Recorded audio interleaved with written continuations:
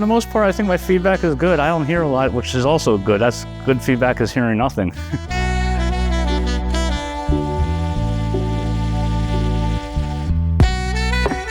My name is Rob Manheimer. I'm a staff accountant, so I do monthly financial statements for the clients and file sales taxes, entering the data and doing the bookkeeping. And the biggest problems that we're solving for the clients is really time and organization.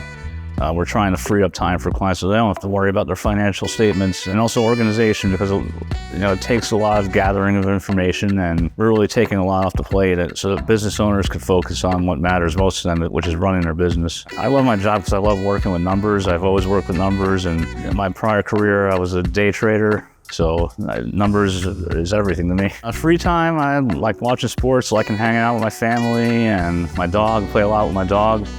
I do daily fantasy sports, so again, that's reaching into the numbers. I mean, I like baseball, football, basketball, but baseball is my favorite. A lesser known fact, I learned how to solve a Rubik's Cube during COVID, during quarantine, because my kid and I were home and she was doing school and I was working, and when we had free time, we couldn't figure out things to do, so we learned how to solve a Rubik's Cube. And I could do it in about a minute. I'm not a speed cuber, but I can solve it in about a minute. Your fingers start taking over, it's muscle memory, and you don't even think about what you're doing after a while. Favorite movies, I guess The Shawshank Redemption is probably my favorite movie, but close second would be Airplane.